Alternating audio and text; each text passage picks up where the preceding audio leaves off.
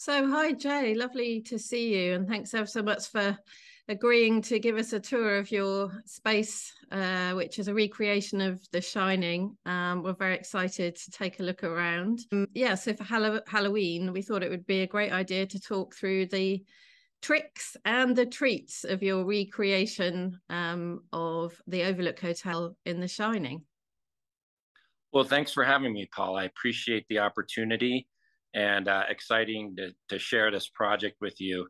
I know we've been in touch all along the way, and you've been more or less an integral part of the process with the carpet and some of your feedback with the photos along the way. So I appreciate that and excited to show you the finished product. Yeah, really looking forward to it. So, I mean, we first talked back in February 2021 when you sent me an email simply asking if we could supply some of our officially licensed Hicks hexagon, the hexagonal carpet that appears in the Overlook Hotel. And we have many clients, interestingly, especially in sort of California district and New York too, who ask us to produce this officially licensed amazing carpet that appeared in The Shining. But the more conversations we had with you, Jay, we suddenly realized this wasn't any ordinary carpet or rug that you wanted to stick in your living room, that it was much more than that. And basically, you have recreated most of the Overlook Hotel in your home. Is that right? That is correct. So my number one question is why? Why The Shining? Well, so there's a a complex answer, I suppose. There's a lot of things that went into the decision to do this, and I think if you go back to the sort of the roots, we're a family of artists. There's four of us, Colleen and myself, and our two kids, Ty and Keenan. And everybody sort of brings a unique talent to the family. Colleen's a painter. She has 2 degrees in painting, a bachelor's and a master's. I have 2 degrees in product design, one in uh, industrial design and one in furniture design. And Keenan's up in at Woodbury in Burbank studying film. And then Ty is an artist in his own right, but has more of an engineering mind, and he's also a budding entrepreneur. So between the four of us, we looked at building this home in Park City, which is over 4,000 square feet up on the mountain next to the uh, the Park City Resort. And when we were building the home, we kind of treated it as a family art project. And so the interesting thing is there's actually 3 floors that are more of kind of a soft modern look, and then when you descend into our shining area, it completely transforms and is a completely different space. And so that was sort of the inspiration. We wanted to design the entire house as a family of artists and make it sort of a collaboration between the four of us. So that's how it started. And so the idea for The Shining actually came from Keenan, who not only is a film buff and studying film, but he is like a huge horror fan. And so, I mean, he's probably seen nearly everything produced to date. I mean, he consumes movies on a regular basis and has a really kind of a great aptitude for what goes into these things. And so The Shining is more or less his favorite film. And so the inspiration initially came from Keenan. And so when we thought of the idea, we weren't originally going to sort of replicate it. We were going to do an homage. So when I first contacted you for the carpet, we were definitely going to use the carpet, and we were going to incorporate some throw pillows and some other small details. But when Keenan caught wind of this, it was like, no, we are either going all out or not at all. So it was kind of interesting. And, there's, so anyway, we got behind it. We got the architects behind it, and we got the builder behind it. And it took a little bit of a sales pitch and a lot of coaching to get people to understand what we were trying to do and why we were trying to do it.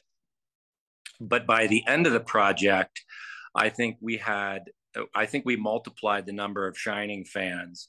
In particular, the architecture firm that we hired. Wow, they're in Salt Lake City. They really got into it, and now they have a collection of coffee table books with images from The Shining.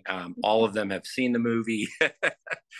So, you could imagine the amount of research that goes into capturing the details and then replicating them. And so that's sort of the long answer to how we arrived at even beginning this project to start. It sounds like the perfect collaboration with all your different skills and talents within the family. That's wonderful that you could bring it together as a project. So you started with an idea, but I'm guessing that you got more and more obsessed with the detail as you went. Of course. How could you not?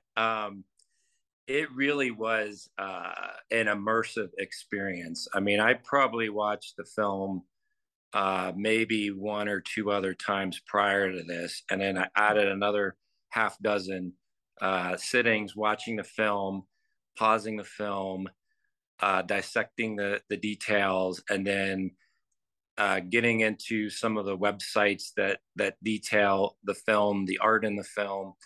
And so, yeah, it was a real journey and lots of discoveries on the way. And I mean, as you probably know, it's a rabbit hole.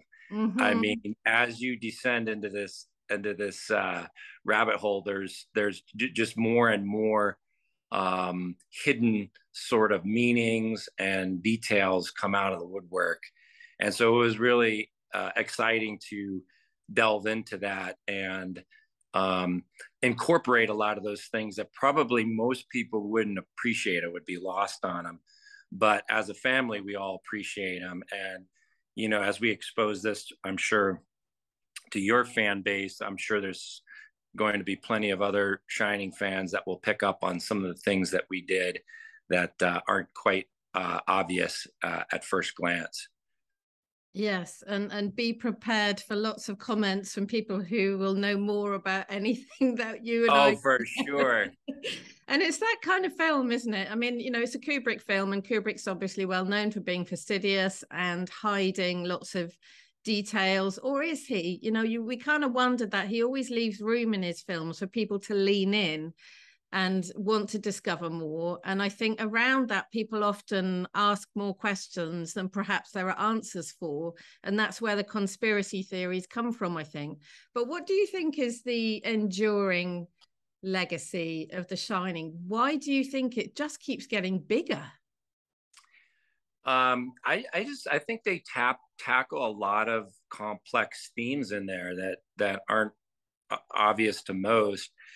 And I think it strikes a nerve with a lot of people. I mean, it certainly did with me. Being the father of two kids, and sort of witnessing these themes of abuse and alcoholism and things like that emerge in the film. I mean, some of those topics are scarier than the ghosts that you see in the film. Yeah. And I think that's what Kubrick brought to the film that wasn't in the original Shining novel by Stephen King. I mean, I think his take on it was more of a ghost story. Yeah. And Kubrick dove a little bit deeper into some of these darker themes that lots of people deal with behind closed doors. Yeah. Yeah. And very more and more relevant today are those conversations kind of gain momentum for all the right reasons. Right. So, yeah, I mean, maybe you could give us a little tour. Can we do that? Sure. Let me turn the camera and let's check it out.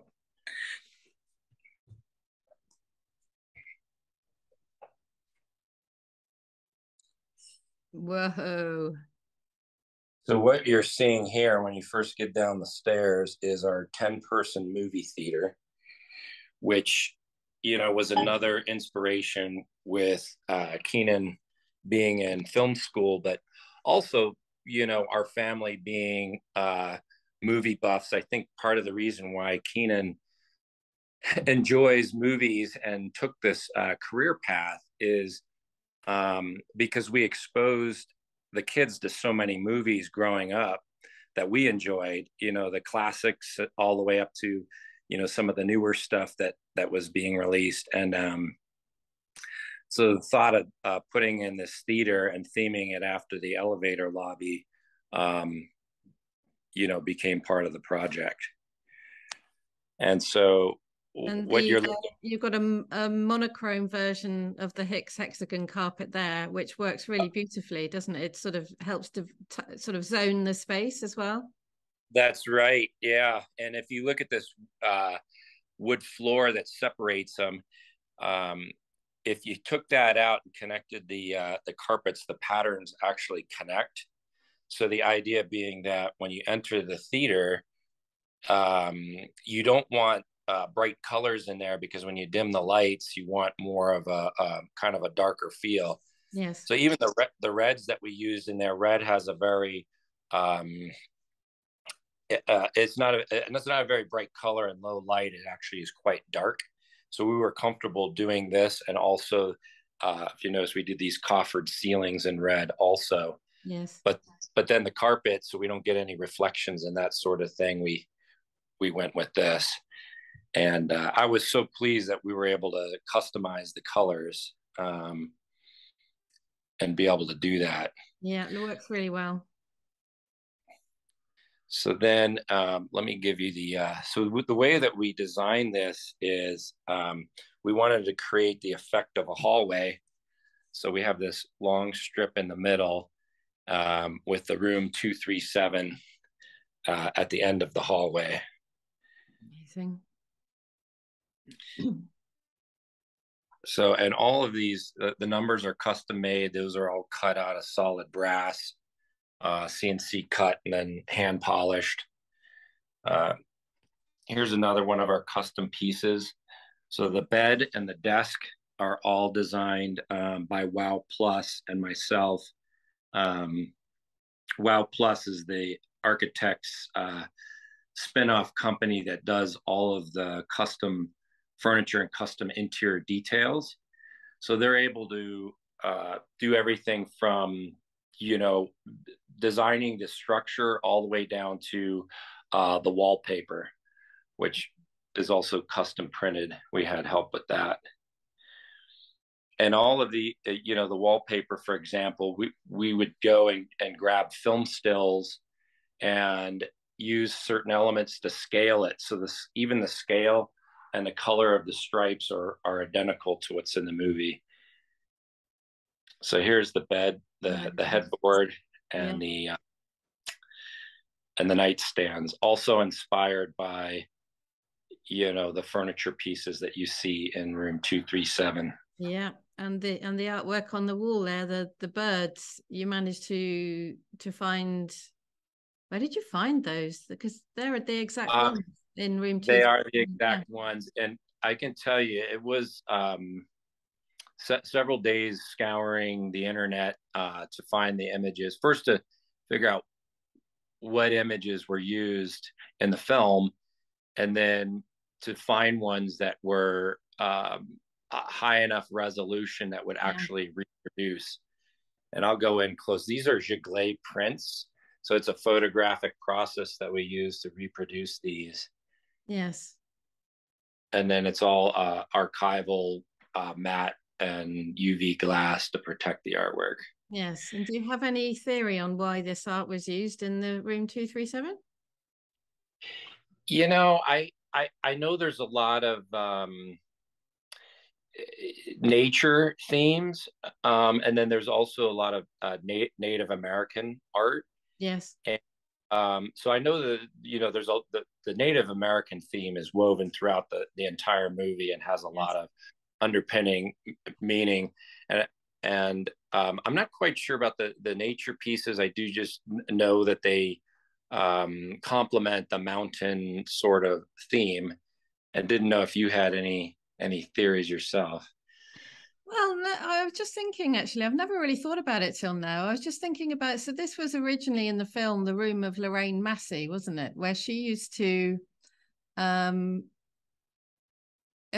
she used to bring the bellboys and the young boys up to her room, didn't she? And apparently, and I just wondered, there's something there about the birds sort of cooing at each other, and this, I Oh, don't wonder if there's some sort of reflection of the Lorraine Massey story. Who yeah, that is a good theory, and if you look, they're all pairs. yes. Gold, the artist, painted a number of birds, and actually now I'm a fan of his artwork. Yes, yes. And So they're all in pairs, yes. yeah, they're all in pairs, so that's interesting. And then just beyond that, we have a room that should look familiar. Da da da. Amazing. So we spent a lot of time getting the details as good as we could in this room. Also, right down to using um, penny tiles to reproduce the pattern on the floor. Yes. Um, and then even the fixtures, which I think this color was popular in the 70s and 80s and quite difficult to find now. So these are all actually um, painted with a resilient resin that will take water. Fantastic. Has anyone had a bath in there yet? A few showers, no baths yet, no takers. But I mean, we even look, if you pause the film, they have the two spigots, one for hot and one for cold. Yeah. So I mean, we went to that level of detail to try and reproduce something that would have been built during that time frame. Do you ever get spooked out in the space? I do. I've been here alone most of the week, and it's like I'll come downstairs and have to turn off all the lights, and I can rush out of this room pretty quick after they're off. Last seen running with hands in the air like Jack. So then, since we're touring bathrooms, let's take a look at this one. So this will look familiar, although quite a bit smaller.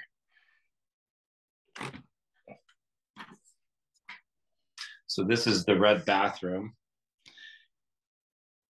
And this mirror, this lighted mirror, is another custom piece that we got the help from Wow to produce.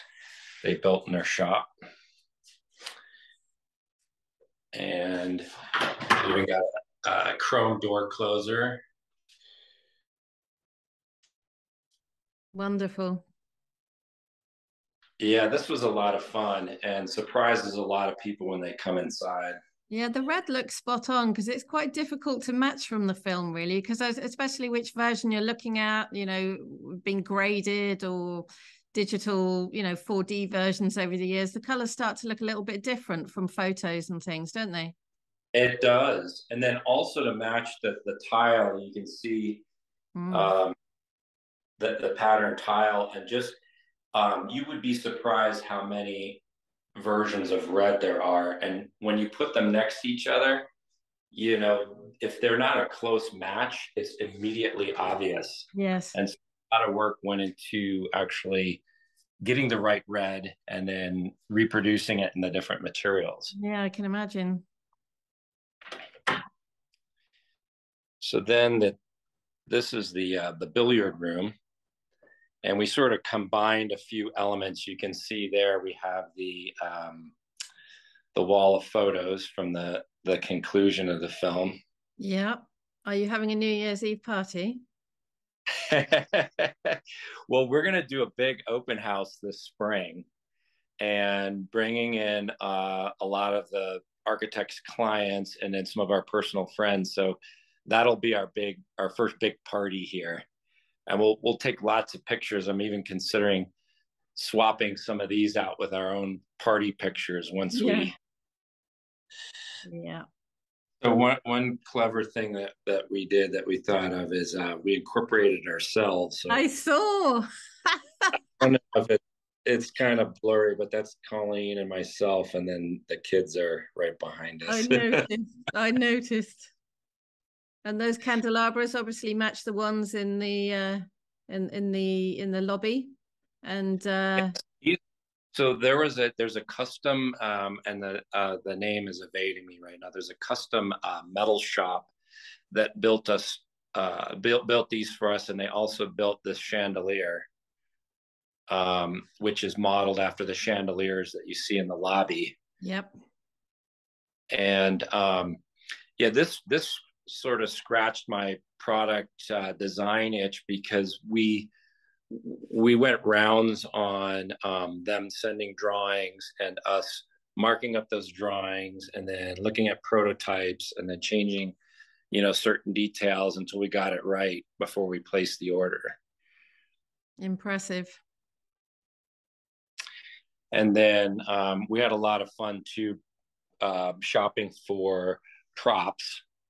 So here we have an Adler typewriter, and I could not find the exact same one. This is their from the same era. This is their the travel um, typewriter. Comes with its own case.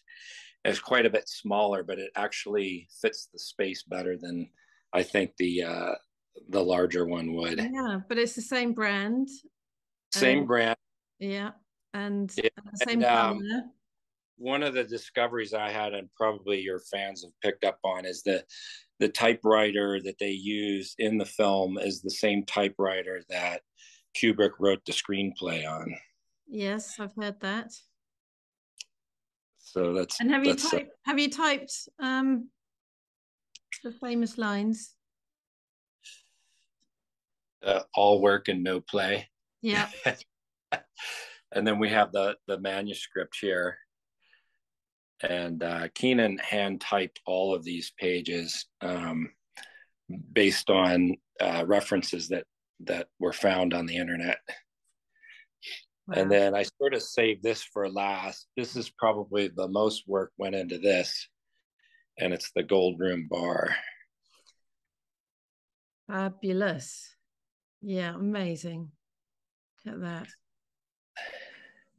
So this is another custom piece here, the bar itself with the lighted top. Yep, with the light box. Yep. And it's all there's a coat of resin on the top so that if you spilled a drink, it's not going to seep in there and short circuit. Yeah. So a lot of went into actual functionality of this.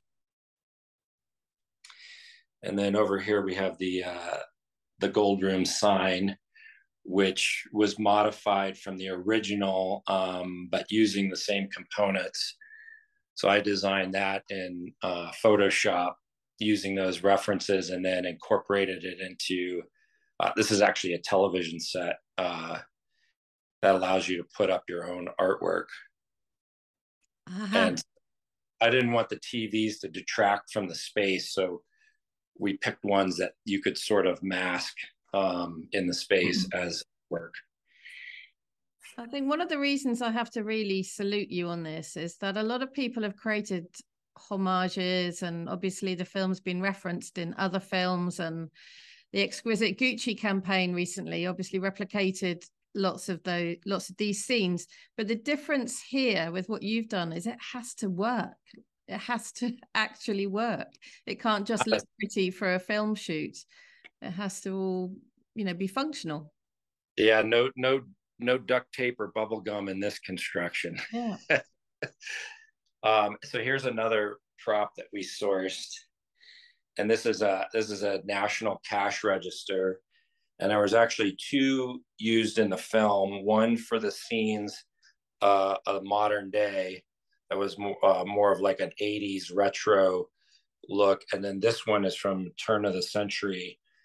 And I can't remember the model name, but it is identical to the one they used in the movie. So this one I did find, and this when you watch the film, it's the one that was used in the scene that where Jack walks into the party and everybody's, the black tie event where everybody's dressed in the 1920s. Yes.